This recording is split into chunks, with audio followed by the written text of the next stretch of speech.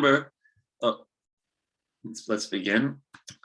Om Agyanatimirandasya Gyananjana Shalakaya Chakshurunmilitam Yena Tasmai Shri Gurave Namaha Shri Chaitanya Manobishtam Stapitam Yena Bhutale Swayam Rupa Kadamayam Dadati Swapadantikam Vandeham Shri Guru Shri Utapadakamalam Shri Gurun Vaishnavamscha Shri Rupam Sagrajatam Shahagunat Raghunatam Vitamtam Sajivam Sadvaitam Sabhahutam Parijana Sahitam Krishna Chaitanya Devam Shri Radha Krishna Padam Sahagana Lalita Shri Vishaka Vikamscha He Krishna Karuna Sindhu Dinabandhu Jagapate Gopesha Gopika Kanta Radha Kanta Namostute Tapta Kanchana Gourangi Radhe Vrindavaneshwari Brishabhanu Sute Devi Pranamami Hari Priye Vanchakalpa Tarubhyascha Kripa Sindhubhyeva Chapatitanam Bhavanitpyo Vaishnavebhyo Namo Namaha Jaya Shri Krishna Chaitanya Prabhu Nityananda Shri Advaita Gadadhar Shivasari Gaura Bhakta Vrinda Hare Krishna Krishna Krishna Hare Hare Hare Rama Rama Rama Hare Hare. So we remember the beginning of the first chapter, we had like a little mini Mahabharata. And then at the end of the first chapter, Arjuna gave 4 of his 5 reasons for not fighting. And then in the beginning of the second chapter, we heard more the last reason, the uncertainty of why Arjuna didn't want to fight.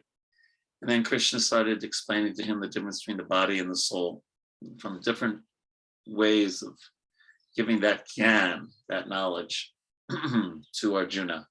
And that continued up to verse 30, basically.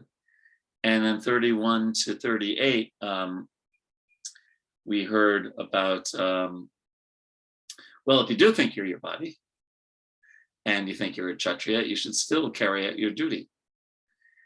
And then we heard those great verses in 40 and 41 about even a little advancement on this path, and one should be vyavasayatmika buddhir, fixed in consciousness, and not, if we get too involved in sense gratification, then we become bahushaka, we become many branched in our mindset. And so that transitioned into Krishna talking about the stipta pragya, the fixed person. How does he walk? How does he talk? What are his activities? And that carried us on to the end, basically to the end of the chapter. And interestingly, in 70 and 71, Krishna uses the word shanti twice. So we should be, because this will come up when you talk to general people. But isn't Krishna just talking about violence? No, he's not talking about violence.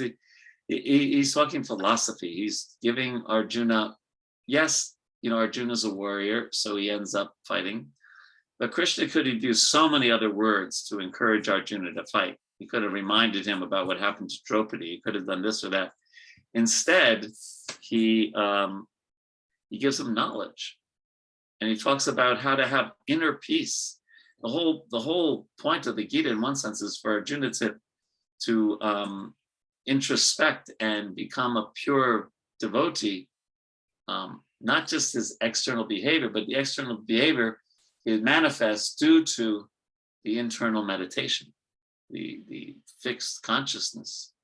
So Krishna is really looking for a war on consciousness rather than a war on the battle. Of course, the battle did take place. And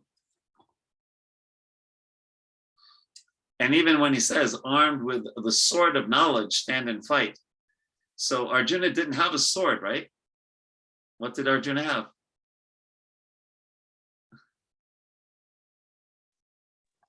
Bow and arrow. He had a bow and arrow. So the sword was the sword was a sword of knowledge, literally. Because he didn't use a sword in his fighting. He always had a bow and arrow. So we're not getting, and I think you'll notice this, that we're not getting to bhakti and pure bhakti in every verse in the Gita. But Prabhupada often reminds us of the Siddhanta of bhakti. So he puts bhakti, even when Krishna is talking about karma yoga, We'll translate it as bhakti because and it's true because it leads to bhakti. So in that sense, just like the green mango is a ripe mango, it's just not ripe yet, right? But it will become.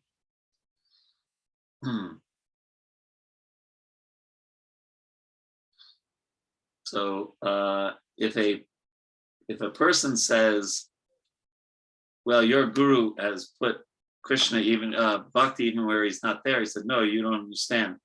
It's the Mayavadis that have put impersonalism when Krishna says manmana babad bhakto majjaji mamanaskuru mame vaishasiya satyante.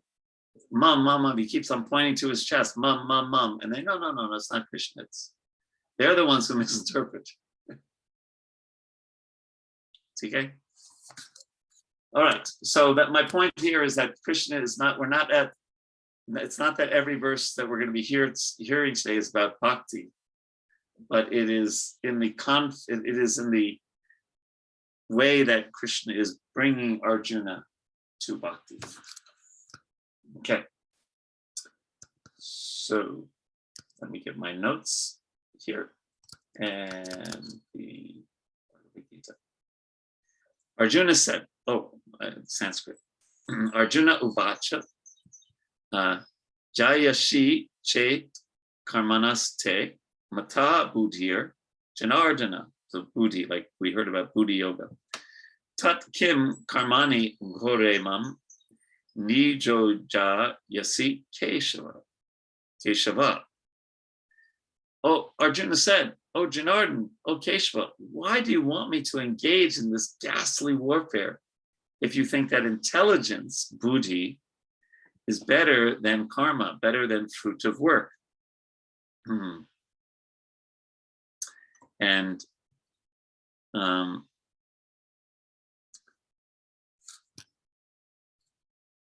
actually what Krishna is talking about, this I already said this, in Krishna's talking about, Arjuna's thinking that he's talking about all these external things, and Krishna's trying to get him to think internally about, it's not about outer peace, it's about inner peace. So why is Arjuna using these specific terms in his question? So let's look at them. If you think buddhi, intelligence, is better than action, karma, then why recommend this horrible work of fighting, ghora karma?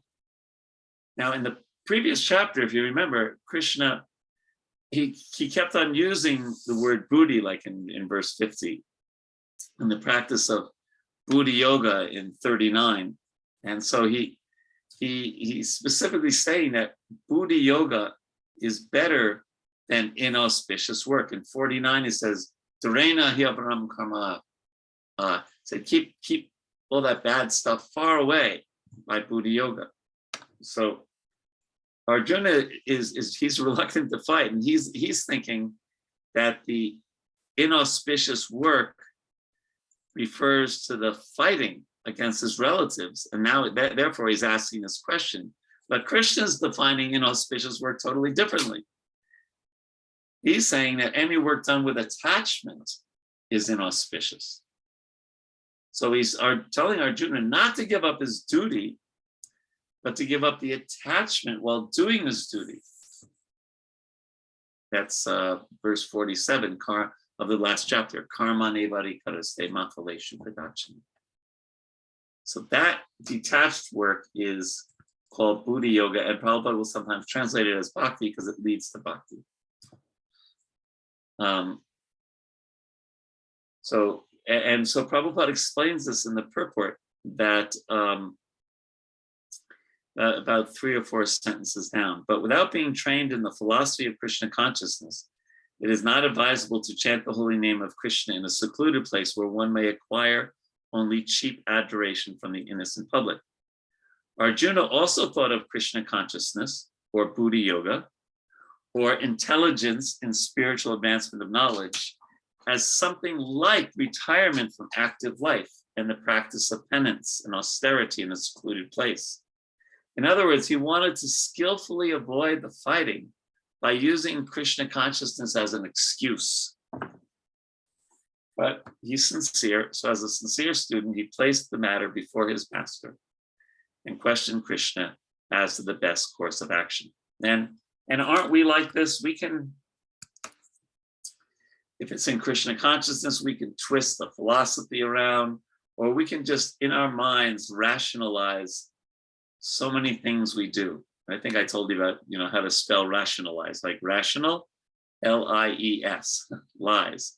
And we can convince ourselves it's okay to, have that 5th jalebi because tomorrow I will start my diet, right? Or whatever it is, we can rationalize in so many different ways.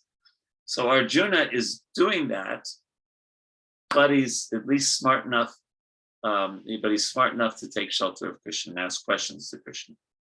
So he's trying to say, Krishna, do I really have to do this? But at the same time, he is asking Krishna. Okay? Let's go on to the next verse and then we will take comments or questions. So he's saying his intelligence is beautiful. Vyamish Raneva Vakyena. Vakya means to speak your words. Buddhim, there's that word. Buddhim Mohan Yashivame. Tad ekam, give me one. Tad ekam vada nischintya. Yena shreyoham apnuyam. So he's saying, just give me, I just want to hear one. My intelligence is bewildered by your equivocal means two or more different instructions. Therefore, please tell me decisively which one is most beneficial for me. So he's thinking these are two different things. Work and therefore fight, go to the forest and act in knowledge.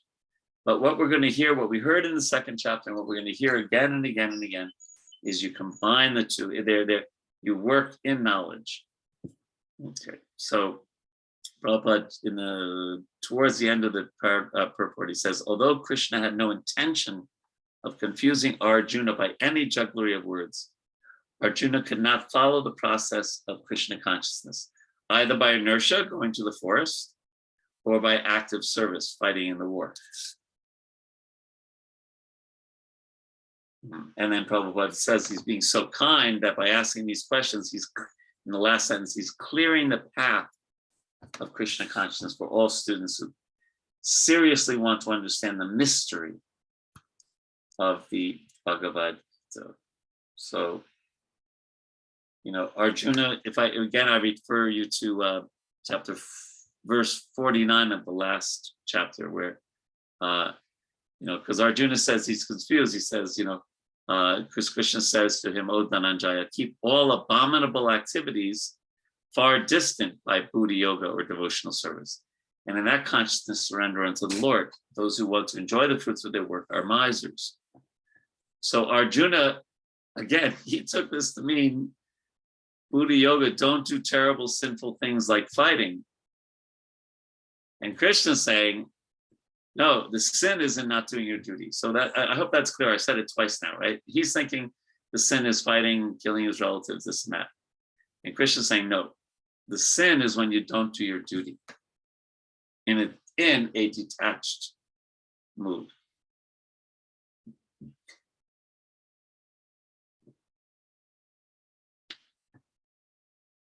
So, when our Arjuna is thinking of peace in terms of what's happening on the battlefield, and he's thinking peace means not fighting.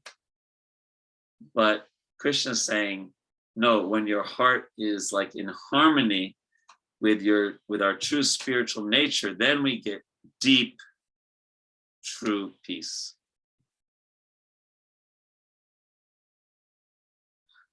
Okay, so that's one of the main reasons. That's one of the reasons we're studying Bhagavad Gita. We aren't peaceful generally in our lives. We have this and that, and we're on the roller coaster of material life, of sometimes great things happening, sometimes terrible things happening. And Krishna is teaching us one of the main lessons, not the only lesson. Of course, the main lesson is bhakti. But he's teaching us by really deeply getting bhakti in our hearts, that we can actually be so deep and confidential. Okay. That we can become so deep in our Krishna consciousness that we're actually not affected adversely by the different things that happen in our life. One time Prabhupada was, he was in Los Angeles and he was walking along the beach and he said, why do they call it the Pacific Ocean? He said, because Pacific means from pacify, means peaceful. And he said, why is it peaceful? Because it's so deep. So the deeper we are in our taking shelter of Krishna in a real meaningful way, the less we are affected by the inevitable things that happen to us in this world. Okay, any questions or comments?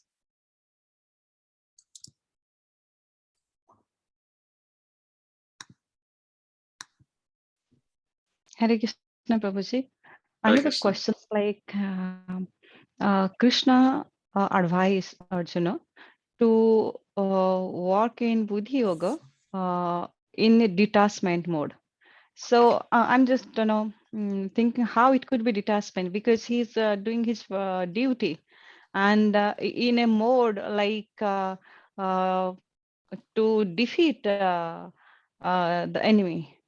Yes, So, but he ultimately leaves he wants to defeat the enemy, but he leaves the results up to Krishna, knowing that it's not ultimately in his control. And that's the same thing in our life. We want to, some of you, I would assume, do some business. So you do your business and you want to make money. And you may work very hard at it, and you may, but at the same time, but if you're Krishna conscious, you say, yes, I'm going to do my best, but ultimately it's up to Krishna. okay. But the main thing that what I'm focused on is doing my best, not the result. You see, for the non-devotee, the result is everything.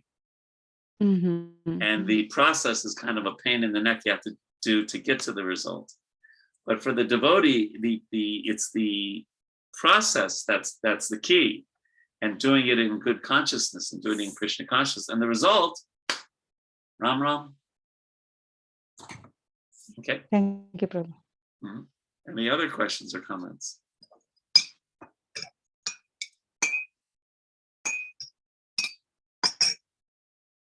Okay, then we will continue.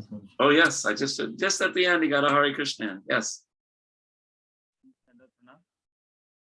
Yes, Prabhu. Yes, Prabhu. Yes, Prabhu.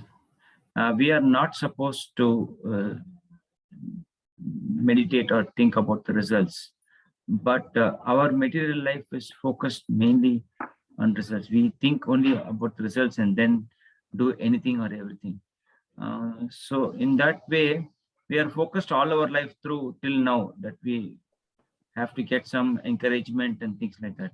And we are mainly focused on it. See, it becomes very difficult to understand this, Prabhuji. So how actually we can put Bhagavad Gita in our life so that we have to comply to this. Hare Krishna. Prabhuji, do you have karma? Yes, Prabhuji. Yes, okay. And do you have any control over it? No, Prabhuji. The way you behave now creates future karma. Yes. So your karma is out of your control right now. It's based on what you've done in your past lives. And you are a devotee, so you also have Krishna in your life. Can you control Krishna? No. Okay. So you can't control your karma and you can't control Krishna. What is within your control? I can do my bhakti. Yes. And are you a businessman? No, I'm working for a public sector. Okay, so you're working for a company. Okay. Can you control how hard you work at work? No, I'm trying hard, but I cannot. But you could go to sleep at work, or you could work really hard. It's under your control to some extent. But so it's good to know what we do control, or what is within our endeavor and what is Ram. So we do our best. Sometimes we get frustrated, Prabhuji. We do get frustrated. We try to do our best. We are not capable or able to do. We get frustrated. So in that situations, how do we actually act within ourselves? Not to the external. To the external, we may fire or do something like. But after some time, when we retrospect ourselves, how do we actually regain our normal consciousness? Like, what do we do? Like, where does the frustration come from? Have you ever tried to analyze that? Well, I don't know. I don't know what the situation you're talking about is, but we usually get frustrated when other people don't behave the way we want them to, or what happens to us is not what we wanted to happen to us.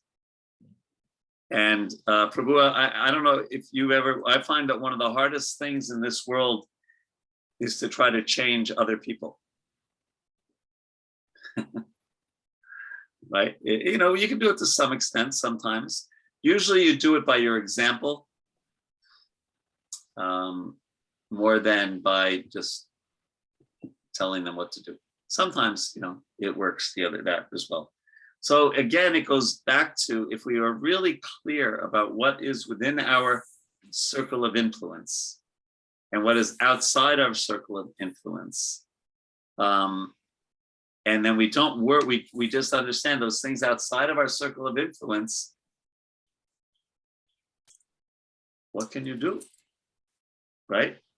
You know, it's certainly not in your control that Russia has invaded Ukraine. And I don't know if that has affected India, but it's certainly affected us in America. Prices of petrol has gone way up and so many things have been affected. But it's like, I could worry about it all night. Oh my God, how am I going to pay for all the petrol and this and that? But there are some things that are within my control. I could take a bicycle to work instead of my car and save on the petrol that way, right? But the fact that petrol has doubled, at least here in America, beyond my control. So frustration often comes from us wanting a different outcome than what is within our control. And that's why the devotee said works as hard as he can and leaves the results up to Krishna. But they try to do the best. They try to, I told you that story, right? That Prabhupada tells that the woman who's married, but she has a paramour, she has a lover on the side. And so she does her household chores even better than before, so that her husband doesn't suspect that she has another lover. But while she's doing her chores, she's always thinking of her lover. So we also do our work even better than the non-devotees, but we try to be thinking of Krishna while we do it. And that's the actual result. Now that I understand that's not easy, but who said that spiritual life was supposed to be easy? I haven't read that one in the Bhagavad Gita. Okay, Prabhu? Thank you, Prabhuji. Hare Krishna. All right, let us carry on then. Verse number 3. Shri Bhagavan Uvacha Lokeshmin Dvi Vidha Nishta Purva Prokta Mayanaga Jnana Yogena Sankyanam Karma Yogena Yoginam. Krishna said, O sinless Arjuna, I have already explained that there are two classes of men who try to realize the self. Remember, that was verse 39 of the 2nd chapter, where Krishna says, I just explained to you Sankhya Yoga, now I'm going to explain to you Buddha Yoga. Some are inclined to understand it by empirical philosophical speculation, that's jnana, and others by devotional service. And Prabhupada is translating karma as devotional service because when you add Krishna to the karma, it's working for Krishna. So,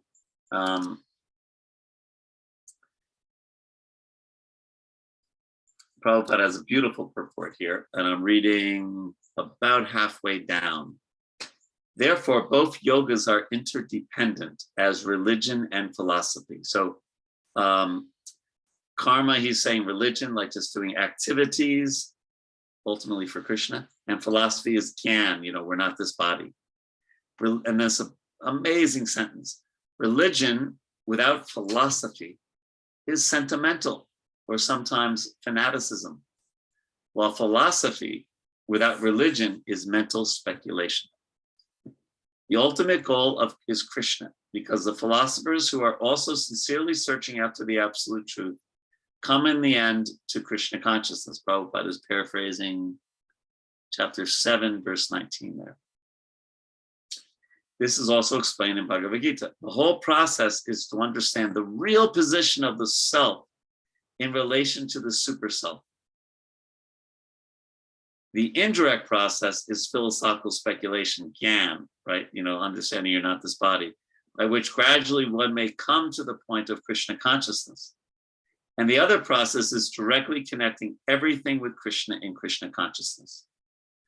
Of these two, the path of Krishna consciousness is better because it does not depend on purifying the senses by the philosophical process, going out to the forest, etc. Krishna consciousness is itself the purifying process, and by the direct method of devotional service, it is simultaneously easy and sublime. Now remember, I said it wasn't so easy, but now he says, relatively speaking, compared to the Jnani who goes off and performs all these austerities, we just have to take prasadam, sing, and dance, basically. So it is easy in that sense. Okay. So now, the people who do karma yoga are generally grihastas and like that. And sannyasis are the ones who, renounce things and perform gyan. So Krishna is now going to talk about, he's going to explain that premature renunciation of doing activities before one is purified and detached it's not going to help. It's not going to give purification, and it's not even going to give liberation. So verse number 4. Not karmanam anaramhan,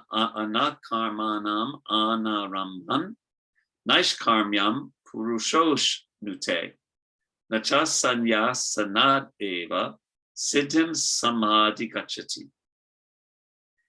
Not by merely abstaining from work, so Arjuna wants to go to the forest, not by doing that can one achieve freedom from reaction, nor by renunciation alone can one attain perfection. So you can see what Krishna is really doing here. He is emphasizing the internal is more important than the external, right? Okay, you can externally abstain from work, but you're not going to get free from karma, right? And just by that renunciation, that alone, it may be look very nice externally. And Prabhupada has one sentence in the middle of the purport: without purification of heart, sannyas is simply a disturbance to the social order. So we're going to hear more about this now. From verse 4 till 9, Krishna talks about the active nature of the soul. Inactivity is not an option. And so we have a choice. We can direct our activities towards purification, towards Krishna, towards self-realization, or we direct our activities to being controlled by the modes of material nature. So Krishna says in 5, Nahi kaschid shanamapi api jatu tushtat yakarma krit karyate yavasha karma sarva prakriti jaya gunai. Everyone is forced to act helplessly according to the qualities he has acquired from the modes of material nature. Therefore, one cannot refrain from doing something, not even for a moment. The soul is always active. We act in this body because of the presence of the soul.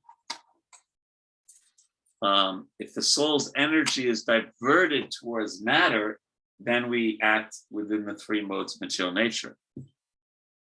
That the soul is energizing the body influenced by Maya or by devotional service. And Prabhupada writes that it is not a question of embodied life, of being in Maya. It is the nature of the soul to be always active. Without the presence of the spirit soul, the material body cannot move.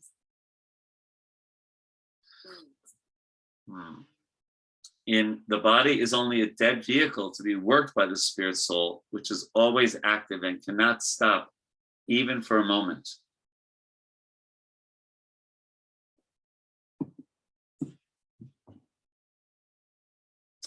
As such, the spirit soul has to be engaged in the good work of Krishna consciousness. Otherwise, it will be engaged in occupations dictated by illusory energy. And then Prabhupada says that, okay, we're active by nature. So then he's quoting this verse from the Bhagavatam, that even, if someone takes to, it's a very famous verse, if one takes to Krishna consciousness, even though we may not follow the prescribed duties in the Shastras or execute the bhakti properly, and even though we may fall down from the standard, there's no loss or evil. But if he carries out all the injunctions for purification in the Shastra, the different other aspects of the Shastra, what does he avail if he's not a devotee, not Krishna conscious? So when we use our active soul, even a little bit in bhakti, we're connecting with who we really are. In other words, our active soul is just using it in Maya.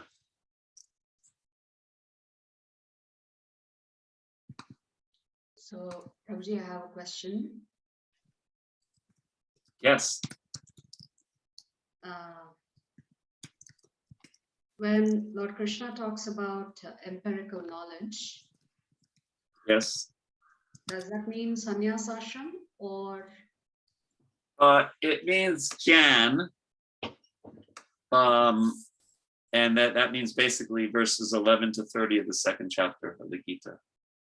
Whereas Krishna, one time he called it Sankhya Yoga, Jnana, and yes, sannyasis, not our sannyasis, not Vaishnava sannyasis, but traditional Varnashram sannyasis would, or yogis, we're going to study this in the 6th chapter.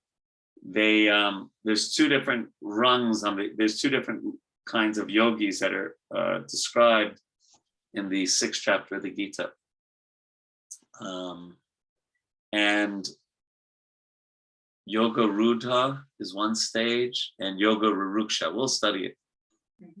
And in the earlier stage, it says you should continue working and do your yoga. But in the advanced stage, then you can go to the forest, and then your heart is sufficiently freed from material contamination. And you won't do what we're going to hear in a few verses from now, meditate on the objects of the senses while being a yogi. So the traditional definition of Jnana Yoga is focus on the impersonal aspect of the Lord, but Prabhupada in this purport talks about the ashram of sannyas ultimately yes. to lead to Krishna consciousness. Because we're going to hear about this again in the 5th chapter, many places. Sannyas, meaning sannyas also, it's not only an ashram, it means giving up work. Mm-hmm. I forget, I think sannyas literally means to put down, I think. English, literal, the literal breakup of the Sanskrit. So our sannyasis in Krishna consciousness, like His Holiness Jayapataka Maharaj, they put down the material, but they pick up the bhakti. In the chat, embodied soul, conditioned soul are both the same. Yes, thank you. Narasimha Rupa Chaitanya Prabhu. Yeah, Prabhupada, we use sometimes different terms in English. Same. Is that all right, Navadip Sachi? Yes, Prabhu. I'll have to contemplate it and hopefully it'll become clear. Hare Krishna. Contemplate and also see how it plays out as this chapter unfolds. Any other questions or comments? Hare Krishna Prabhuji, I have a question. Like Yes. in 2.39 verse, it has been mentioned that working with the principle of Buddhi Yoga or Krishna consciousness, one can be relieved from the bonds of action. And this is also clearly explained in 61 verse also. Right, 61 but verses are very devotional. Go ahead. Yeah, so like, the way how we can control the senses. But my question is how to purify the hearts of materialistic men. And is it Buddhi Yoga or Krishna consciousness? Well, that's what, remember, we're not there yet in the Gita. You know, Krishna's still warming up. But ultimately, it's going to be, yes. And we know what Lord Chaitanya said, that the cure is Sankirtan, chanting Krishna's name. For this. Yeah, but I was thinking like, no, just to purify heart in materialistic, like I was thinking for everyone. If someone is not, my second question is connected to this, Prabhuji. So this is applicable to only Gaudiya Vaishnava sannyasis or anyone? Getting to the sannyas stage, or everyone should purify their heart. Yes, so you could be yes, like Prabhupada said that our devotees are grihastha brahmacharis. Yeah. And right. Like as here mentioned, the base process is Buddhi Yoga and like adapting Krishna consciousness. I was a little bit enthusiastic to know. I have seen a few kids in Jain society. One of my friend's nephew, he took sannyas in 11 years. And after that, another 7 years. I know they would be in very different mode or level, but at the same time, I was thinking how they would have purified their hearts and senses. Well, usually what they would do, they would have done all kinds of astrological calculations. I just hope they didn't get the calculation wrong.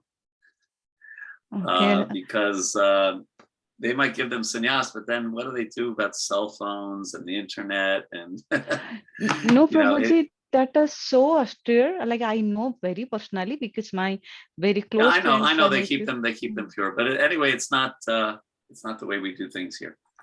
Okay, yeah. Then but I wish them luck. I wish them all kinds of luck. I hope it works out well for them. Because yes, some I think in the Sankaracharya line also they sometimes take sannyas very young. But in ISKCON we have now, I think you have to be at least 40 or 45 to take sannyas. The thing is, I don't know whether I should bring this point because I know they maintain so austerity. They can't sleep on bed. They have only 5 pairs or 3 pairs of dresses. They will bake. They can cook or they can earn money, but they will spend whole life in learning and changing others' life. Yeah, I was like that for 12 years as a brahmachari. Slept on the floor. All my worldly possessions fit in a box this big. 2 dhotis, 2 kurtas, bus, Bhagavad Gita. That was it. So it's we do that also. We have so many brahmacharis. Maybe little personal, Prabhuji.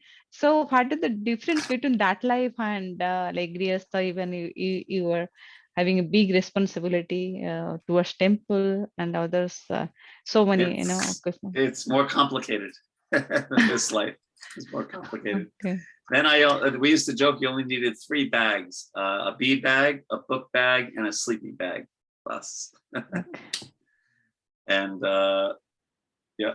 but I never had to worry about money because I didn't have 1 paisa, 0, no paisa, nothing, no money, not even 1 paisa. I sometimes collected crores for Krishna, but I didn't keep 1 paisa for myself. So I also didn't have to worry about money. Now I'm grihastha, I have to worry about money. But then I didn't have to, when you don't have any money, you don't worry about it. Very nice life. Very nice. Thank you so much, Prabhuji. Yeah. Okay, shall we carry on?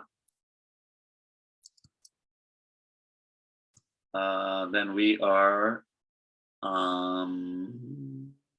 we didn't do 6, did we? No. 6, yeah. What's Fifth that? we did. We have to do 6. Yeah, we have to do 6. Okay. Karmendriyani samyamya ya aste manasa smaran. Indriyartan vimudhatma. You know that word vimudha. That's not very positive. And then mitya means false. Mityachara sauchate. One who restrains these senses of action, but whose mind dwells on sense objects, certainly deludes himself and is called a pretender.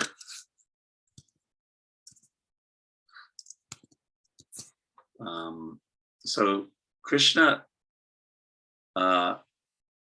he tells Arjuna that if work is renounced without the Sanskrit is adhikar, or qualification or purity of heart, then his mind is going to dwell on the sense objects because his heart is not yet pure. And he might delude himself. He might look in the mirror, or she, and think, I'm a renunciate. But we saw this word, mityachara. Mitya means false, and achar means activities. So Krishna is saying, your activities will not match your dress, and you'll be a pretender. So we can learn some, let's read I think 1 sentence from the purport. But he who makes a show of being a yogi while actually searching for the objects of sense gratification must be called the greatest cheater, even though he sometimes speaks of philosophy.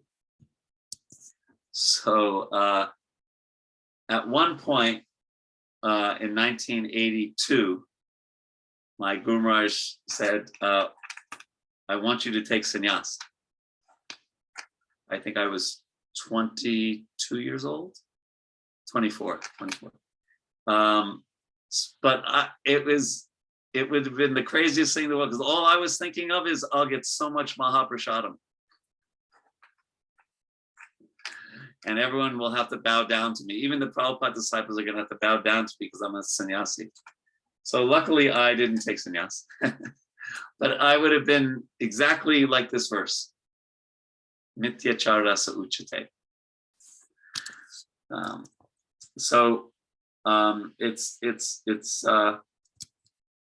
And so we'll read in the next, let's go to that and just read the last sentence of the next purport. A sincere sweeper in the street is better than the charlatan meditator who meditates only for the sake of making a living or to get followers or whatever. So, a sweeper in the street in terms of varnashram is probably a Shudra. And the meditator may be a Brahmin. But the Sudra who's humbly sweeping the street and thinking of Krishna, much better off than the charlatan, means like a fake person. Right? So let's do verse 7. Yaschindriyani manasa niyam yaram bhaterjuna karmendriyai karma yogam ashakta sa ishishyate. On the other hand, if a sincere person tries to control the active senses by the mind and begins karma yoga and Prabhupada adds in Krishna consciousness without attachment, he is by far superior. And Prabhupada says in the purport that the whole institution of Varna and Ashram is designed to help us reach the goal of life. A householder can also reach, listen to this, most of us on this call are householders. A householder can also reach this destination by regulated service in Krishna consciousness. Don't have to be a sannyasi. For self-realization, one can live a controlled life as prescribed in the Shastras and continue carrying out his business without attachment. And in that way, make progress. So,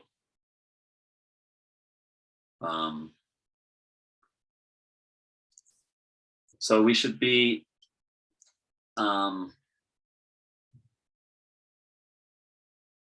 honest with ourselves and what our level of Krishna consciousness is, and try to be as strong as we can be in Krishna consciousness, and also give ourselves a break sometimes if we don't live up to the standard. Sometimes we beat ourselves up so much, not physically, but mentally, that it hinders our bhakti. I did this wrong. I did this wrong. Oh, I'm so bad. Oh, I'm lower than the worm in stool. Oh, I'm so bad.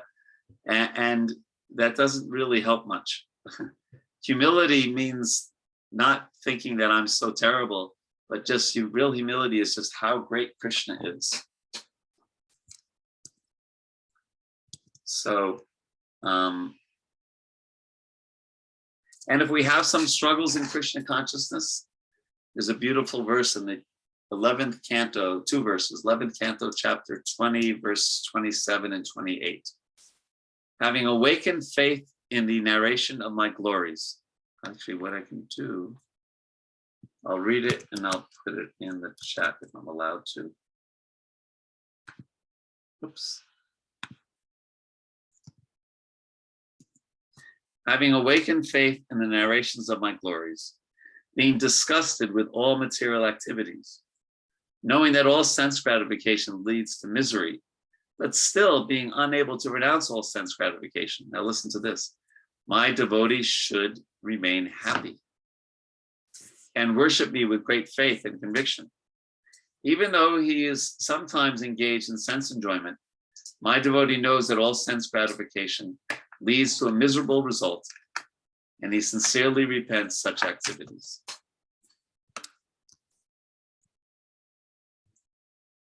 Okay, powerful. Any questions, comments on these couple of verses? Yes, Prabhu, I have a question. Prabhuji, is it possible for a person whose mind dwells on sense objects, restrain his sense of action to senses? I mean, is it possible? If you dwell, Yes.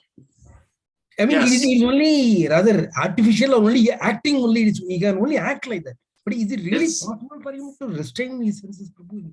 It's possible for some time if he has that, good karma or something like that. But the nature of Kali Yuga material world is things go from subtle to gross. So we say that you don't get karma in Kali Yuga by your thoughts, right? But the problem is that our thoughts generally lead to actions. Things go from subtle to gross. Okay? So that's why we want to, we sometimes talk about thinking, feeling, and then willing or desiring. So thoughts that are not Krishna conscious, we try to stop them at the thinking process before we get into feeling, oh yes, I really should. No, willing, oh, I must do it. Right?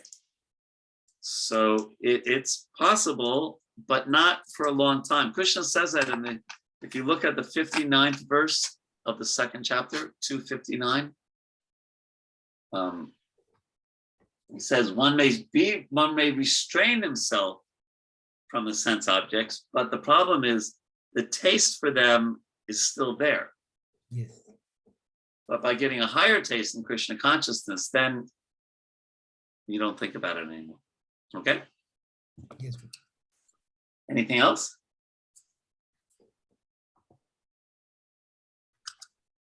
Okay.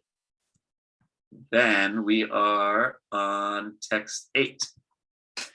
Niyatam kuru karma tvam karma jayo hya karmanam sharira yatrapi chate na prasidhed karmana. Perform your prescribed duty, for doing so is better than not working. One cannot even maintain one's physical body without working.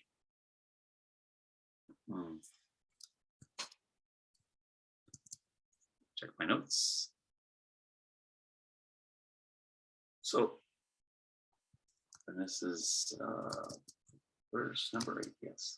So Arjuna is concerned that by working, he'll develop material attachments and desires, right? By killing his, the whole thing. And, just before this battle, he especially fears the reaction that will follow such work. So Krishna is now making a differentiation between regular work, which entangles us, and karma yoga, which carries us towards liberation. And therefore, we're going to hear the next verse number 9. Jagnartat karmano yatra loko karma, loko yam karma pandana. Tadartam karma kunteya mukta sangha samachara. Work done as a sacrifice for Vishnu has to be performed. Otherwise, work causes bondage in this material world. Therefore, O son of Kunti, perform your prescribed duties for his satisfaction. And in that way, you will always remain free from bondage. So how do you remain free from bondage? Do your duties for Krishna's satisfaction. That's the essence. Prabhupada writes, therefore, this is like the third sentence in the second paragraph. Therefore, one has to work in Krishna consciousness to satisfy Krishna or Vishnu. And while performing such activities, one is in a liberated state. So you're liberated if you think, I'm doing this for Krishna. This is the great art of doing work. And in the beginning, this process requires very expert guidance. And then the last sentence, this practice will not only save one from the reactions of work, but also gradually elevate one to transcendental loving service of the Lord, which alone can raise one to the kingdom of God.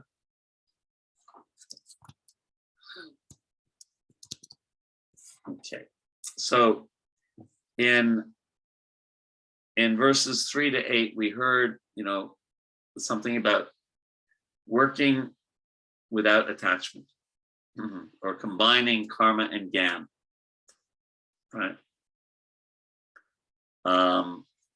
And then Krishna brought it up to bhakti in verse number 9 by saying, do it for him. Now, the question might come up, what if a person is too attached to material life and can't do this, what we heard in verses 3 to 9? So now Krishna is going to explain what we sometimes call the yoga ladder. And he's going to begin with the lowest rung and gradually move up. So the next seven verses from 10 to 16, they describe the progressive stage of the yoga ladder. From karma kanda to karma yoga. We'll explain those terms if you're not familiar with them.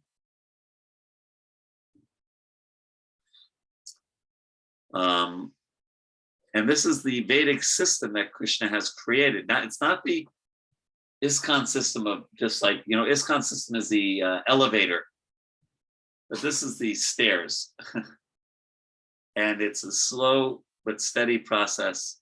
That, first of all, we come like Dvipada Pashu, two-legged animals. We just want sense gratification. We're not thinking of Krishna.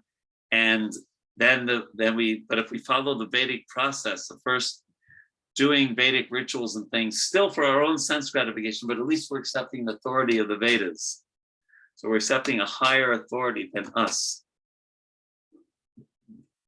And that's like a karma kanda. So you do all these Vedic rituals, you sacrifice to the demigods, and you get either enjoyment in this life or enjoyment in the higher planets, but it's still all about me.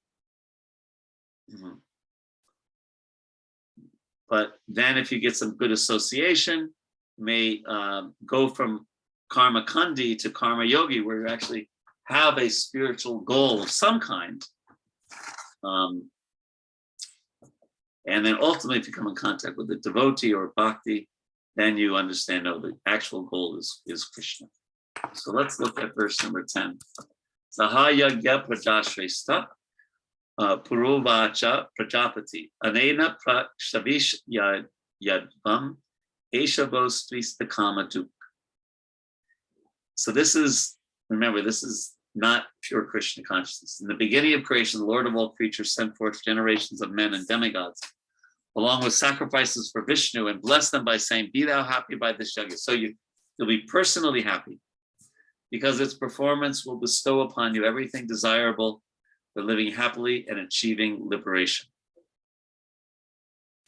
And then Prabhupada in the purport brings this Vedic yajnas, which are not necessarily Krishna conscious, to the higher level. He says, by performance of yajna, the condition soul gradually becomes Krishna conscious and becomes godly in all respects. In the age of Kali, the Sankirtan yajna, chanting of the holy names of God, is recommended by the Vedic literature. And this transcendental system was introduced by Lord Chaitanya for the deliverance of all men in this age. And I love this sentence: Sankirtan yajna and Krishna consciousness go well together. Isn't that nice?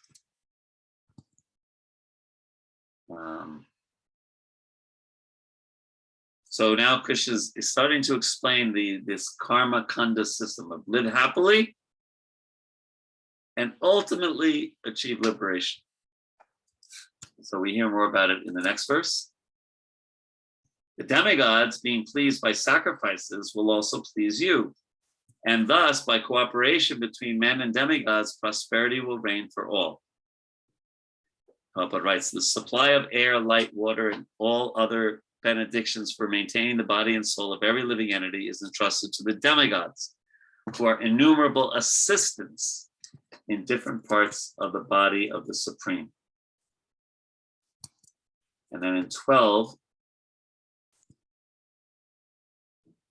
Ishtan Boghan Hivodeva Dasyante Jagya Bhavita Tyre Datan Apradayabhyo Yo Bhumte Stena Evasa. In charge of the various necessities of life, the demigods, being satisfied by the performance of yajna, will supply all necessities to you. But he who enjoys such gifts without offering them to the demigods in return is certainly a thief, or somehow acknowledging the demigods. So this again is not bhakti, but you scratch the demigods' back, they scratch yours. Another interesting part of demigod worship is that people don't know that above the demigods is Krishna. It's kind of like if you have servants, maybe you grew up with servants, or you have some servants in your home, and maybe they cook for you, or maybe they clean the house, or maybe they go shopping or whatever, right? It's quite common in India. Now, if the children think that, oh, these demigods are so wonderful, they supply all my necessities, they cook, they clean, they do everything, they take me to school, they do everything, right? They don't know that this child's not thinking, oh, but it's my parents who hired them. And without my parents, these people would not lift a finger. They would not even cook one chapati for me. Right? So it's a little bit like the relationship with the demigods, that sometimes we think, oh, the demigods are giving me everything, and not understanding who the source of all the things of the demigod. I heard that example recently. I thought I'd just mention that to you.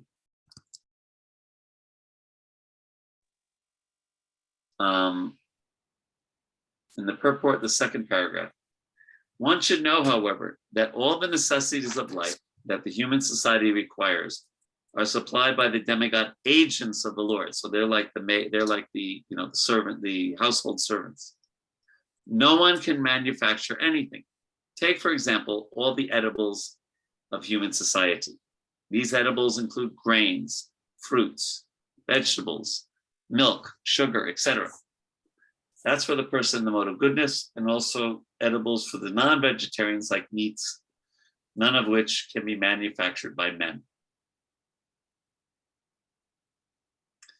That's clear. And we're seeing this in America, that the the food stores, many of the shelves are empty right now because of the war and couldn't get things. And there's a lot of scarcity. And certainly we're not doing much to either worship demigods or Krishna.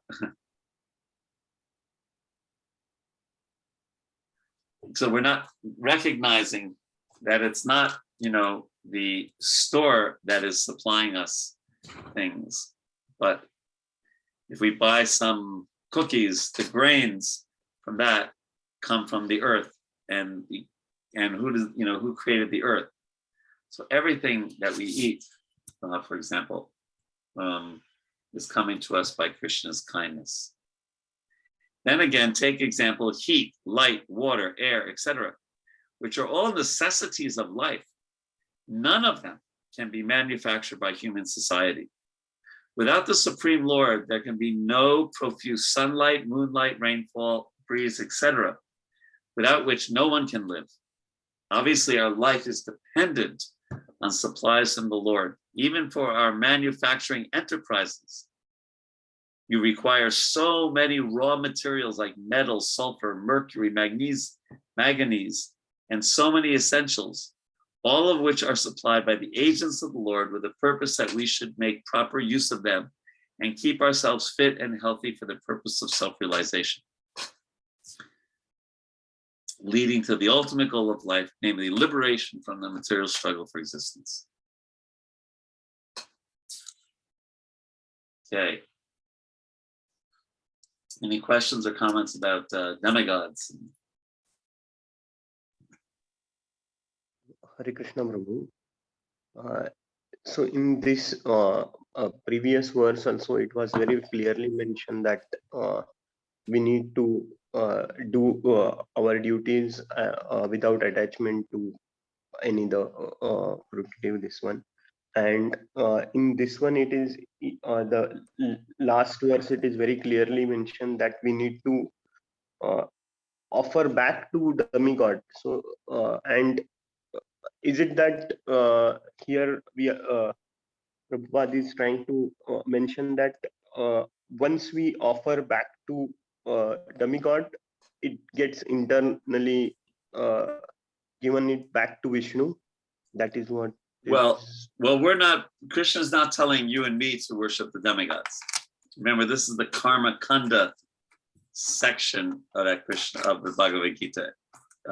He's bringing up something that was quite prevalent thousands of years ago. Okay. But we're going to see that he's going to say in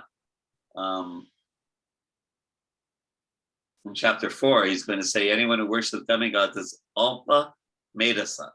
So you probably know the word alpa means very little, and medasa means brains. Okay.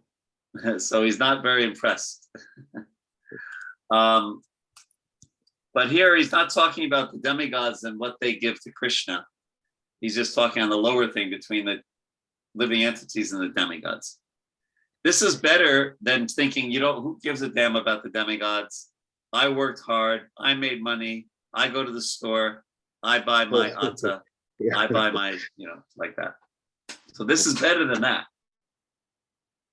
But it's not the best. And this is one of the things that I always found really beautiful about the Vedic literature and the Vedic culture. In the West, in Christianity, it's all or nothing. Either you accept Jesus or you go to hell. Bas. But that's not what the Vedic literature, the Vedic says, okay, the best thing is love of God. If you can't do that, then do sadhana. If you can't do that, then do this. If you can't do that, then do this. If you can't do that, then do this. If you can't do that, at least do this. Something. So they have a program for everybody. We have the Puranas for people in the mode of ignorance, Puranas for the people in mode of passion, Puranas for the people in mode of goodness, and of course the Mahapurana, the Srimad Bhagavatam. Is that okay? Yes. Great question. Thank you, Prabhu. Hare Krishna, Anything? Prabhuji. Yes.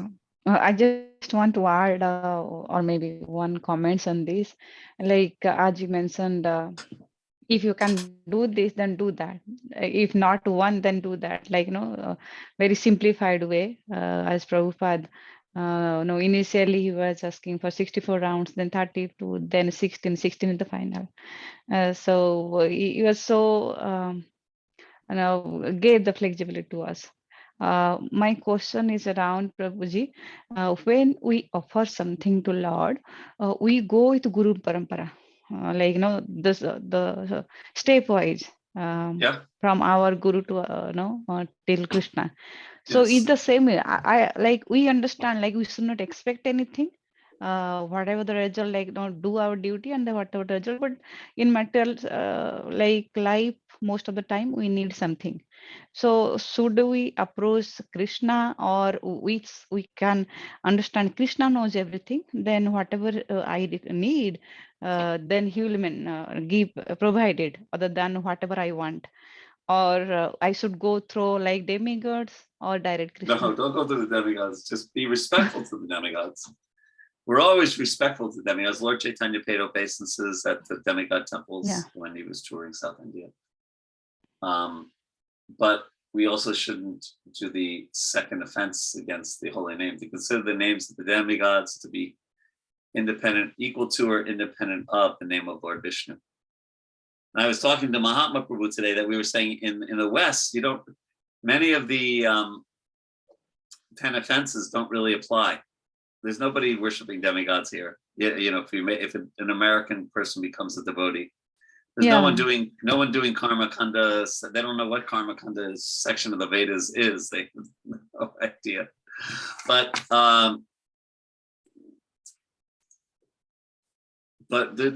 there's different levels. So you could be on the Sudam program where he didn't even ask Krishna, but then he came home and right. But in one place, I can't remember where it is, but in one place, Prabhupada said sometimes a grihasta may be in so much difficulty that sometimes he or she may pray to Krishna for some, alleviation from the difficulty, although it's not the highest. I agree to your point, Prabhuji. Like, if the vessel is empty, then we can feel anything. But if the vessel is something, then it's difficult to get out. Then we can feel. For us, like Ganpati Puja, Saraswati Puja, from the childhood we were supposed to do. Yeah. Now we used to be so that way we may ask or not, like, give us good intelligence or like studies, but somehow that it was like habituated. Yeah. It's a little bit difficult. Thank you. It's so a much. little difficulty, yes, Yeah. but it's that's So we have our different challenges. So that may be a challenge for somebody who's brought up like that. I've noticed that, especially devotees from South India.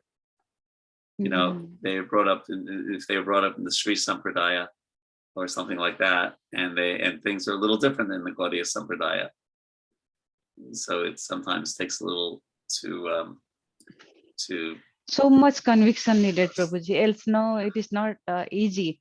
We know, like we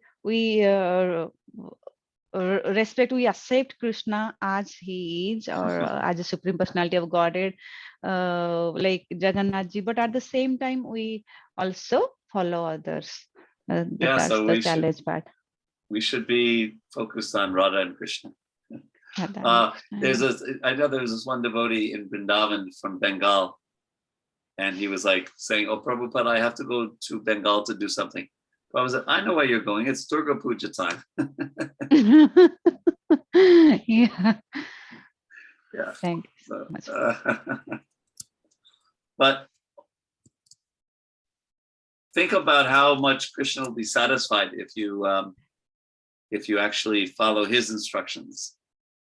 And you pay respects to Saraswati, you pay respects to, I forget the other, Ganapati. And you can also worship Ganapati by worshiping Nrsingadev. Because Ganapati worships Nrsingadev. So you can satisfy that in that way.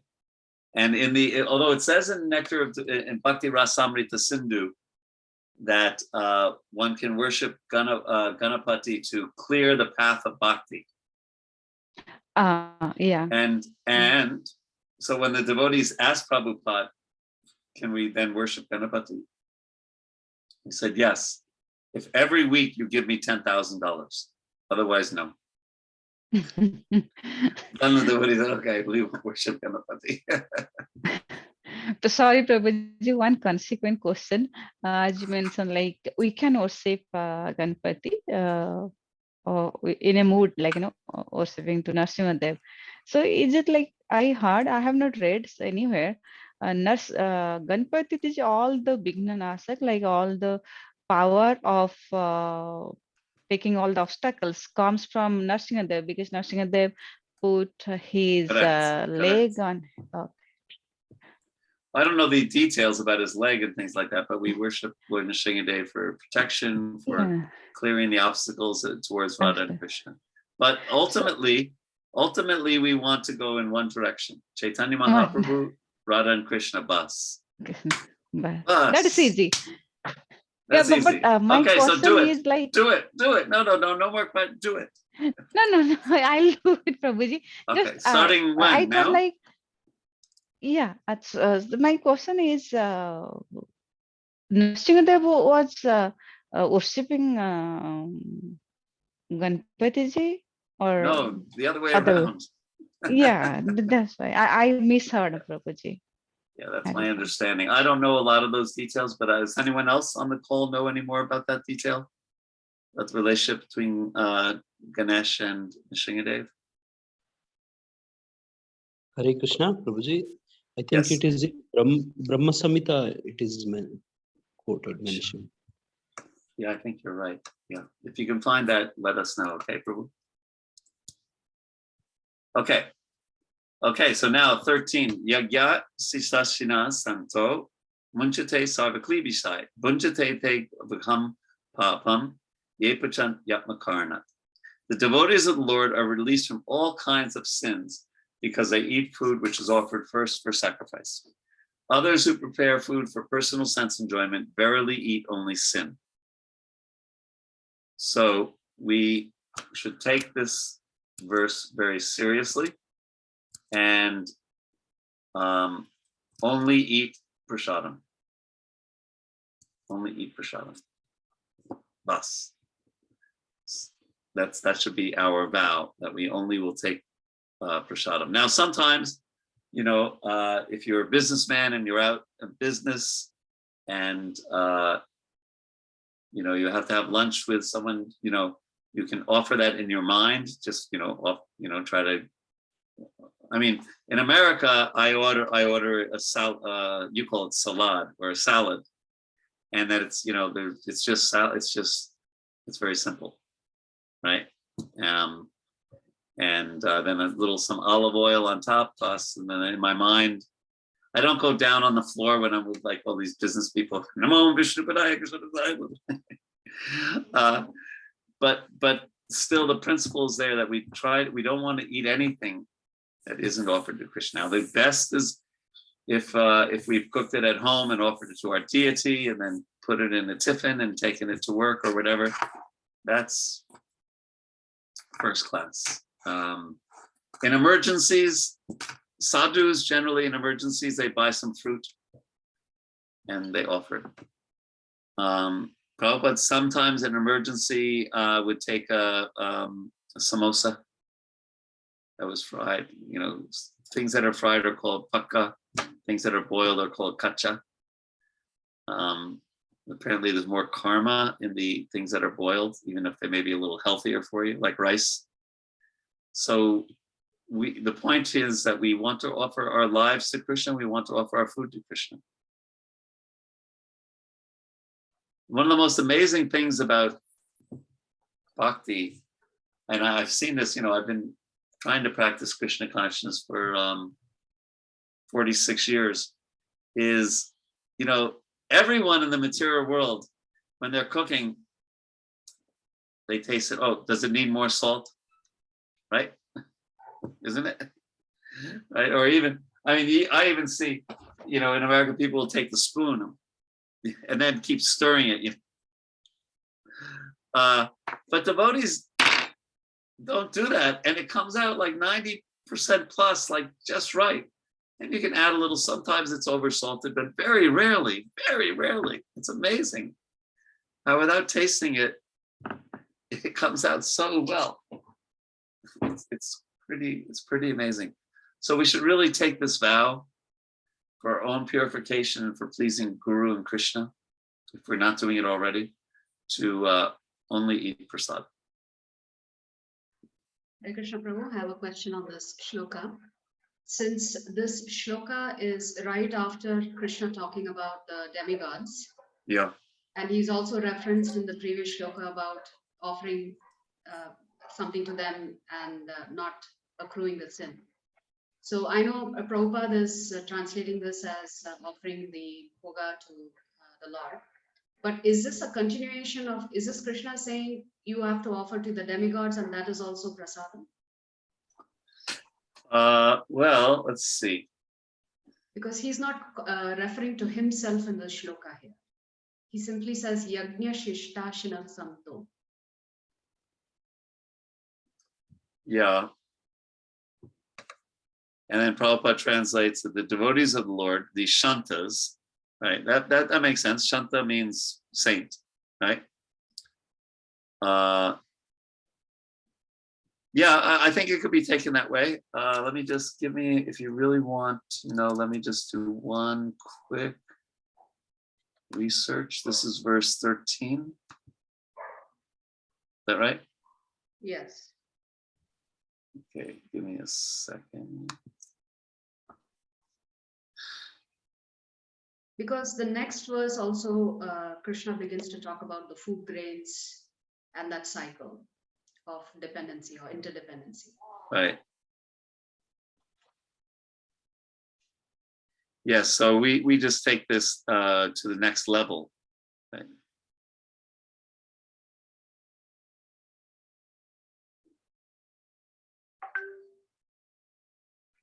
Yes, so yes, I'm just reading one commentary. So as devotees, the practical way in which we apply the principle of yajna is through taking prasad.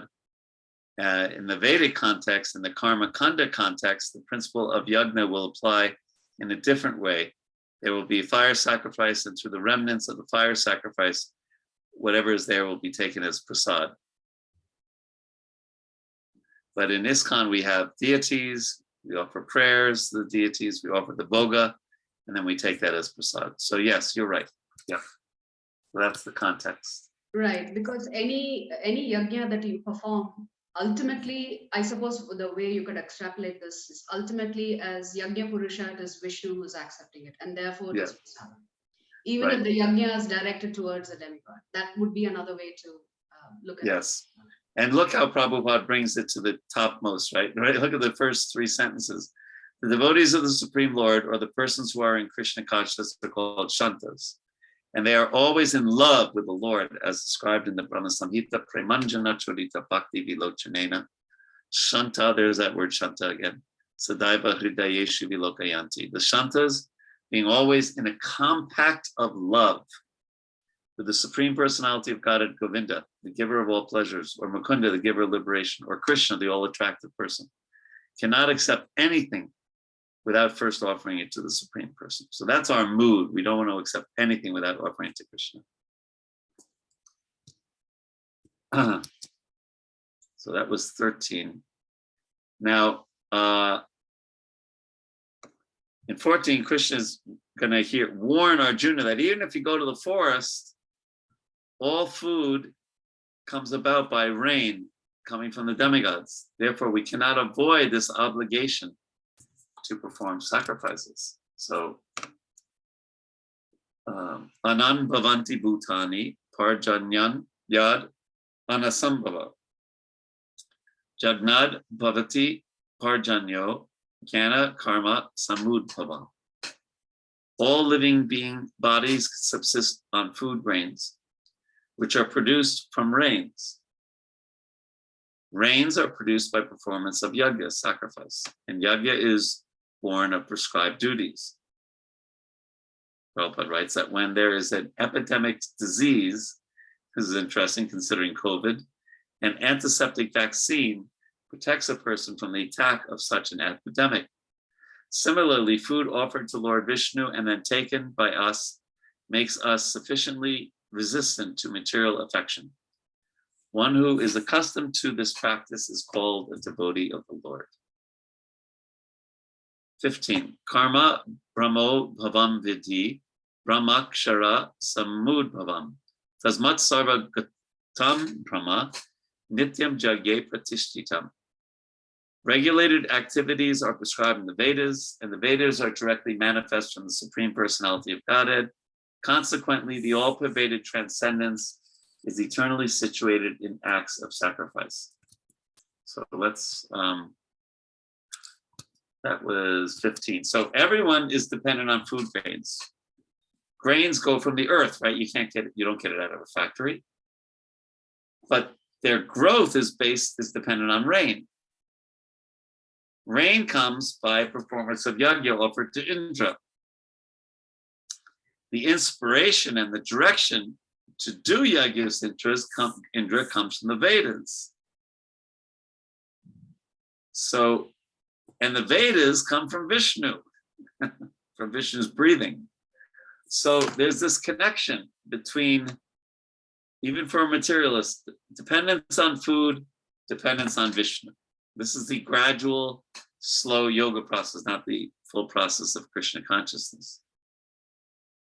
Right? So the all-pervading transcendent Krishna is absolute, and he's non-different from the act of sacrifice. So gradually, the followers of the Vedas understand that Vishnu is above the demigods because he is the one who empowers the demigods in the sacrifice. Just as Navadvip Matsu was saying, in the sacrificial process.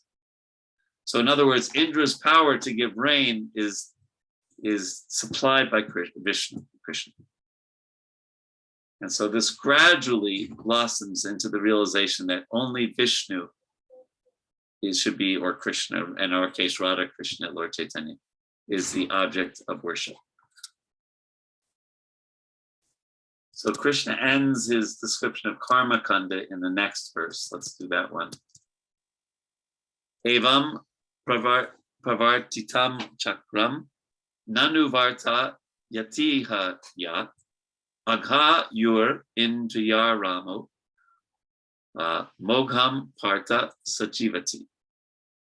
My dear Arjuna, one who does not follow in human life the cycle of sacrifice thus established by the Vedas certainly leads a life full of sin, living only for the satisfaction of his senses. Such a person lives in vain. So the idea being that at least doing the Vedic system of sacrifice, you're making some advancement and you're avoiding sins.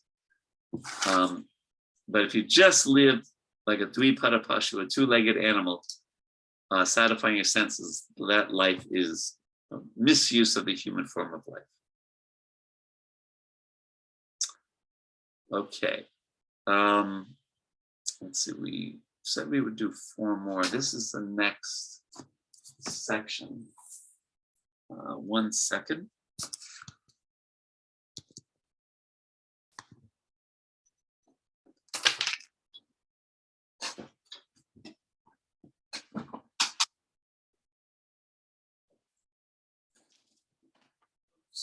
One second.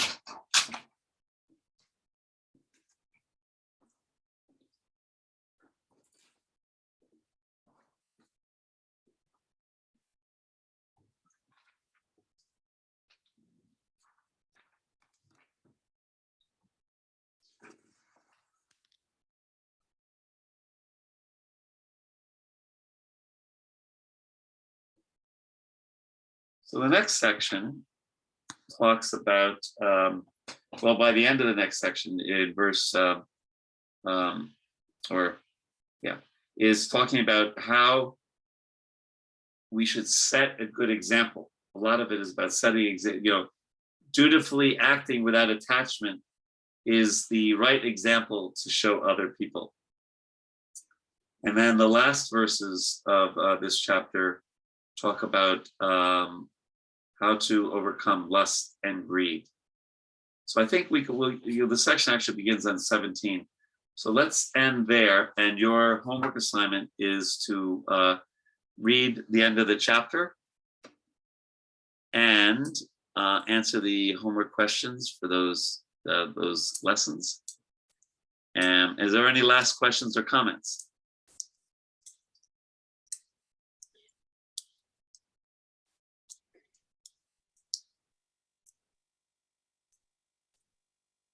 No?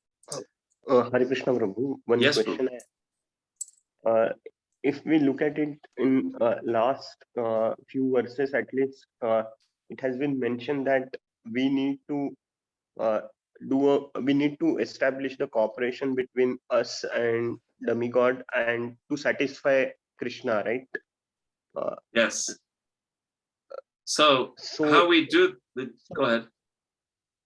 So if our end goal is to satisfy Yajna Purusha, then it does not matter what kind of duties we are following, right?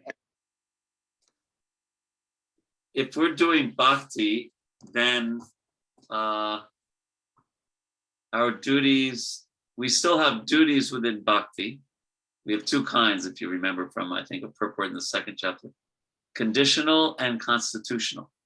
Conditional means you're a man, someone's a woman, you can't bear children, but you can do this, you can do that. You know, there's different duties and things. You have to take bath every day, and et cetera, et cetera, et cetera, et cetera. And then constitutional is that you're a soul, you're not this body, and you're Krishna's eternal servant. So doing devotional service.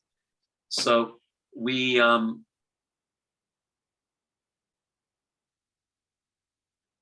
may still do the same duties that we did, let's say, before we were interested in Krishna consciousness, but we do it with a totally different consciousness. And we may adjust our service, our duties also, right? Because, you know, our spiritual master advice said, no, I think your nature is more like this. Why don't you try this? Or you know, we become a brahmachari in the temple. Then we really changed our duties, right? Yeah. What was the first part of your question? No, I was going to say something and I can't remember. No, if our end goal is very clear to us, then the remaining part is not so much important, is what I am trying to. Right. I understand now. Remember, the reason we don't have to directly worship the demigods is because the demigods are devotees. They may be materialistic, but they're devotees. So they're happy if we serve Krishna. Correct. They'll say, oh, you're very nice, you're serving Krishna. Yeah. But if we're not devotees, then they say, why didn't you, give me my offering, Indra in Vrindavan, of course, that was, who does this little boy think he is? I've been getting this offering for generations. And now he's stopping it just because this little bacha was saying, but of course, this little bacha happens to be the Supreme Lord. So, yeah. There's a very nice, very beautiful sentence written by Srila Prabhupada in purport for 3.16, where he says, but if by performing yajnas, one does not become Krishna conscious, such principles are counted as only moral codes. Meaning, if you're doing yajnas to please the demigods, then it's a matter of karma and vikarma only. Or karma, only, right? Correct. Yeah. So we have the benefit of Prabhupada's teachings, and the Bhagavatam is the highest literature in the Bhagavad Gita. So even though for some people, worshiping the demigods is a lot better than what they used to do. But for us, extra knowledge means extra responsibility. Mm-hmm. And therefore we actually know better that we don't directly worship the demigods. Bharat Maharaj worshipped the demigods as angas of Krishna.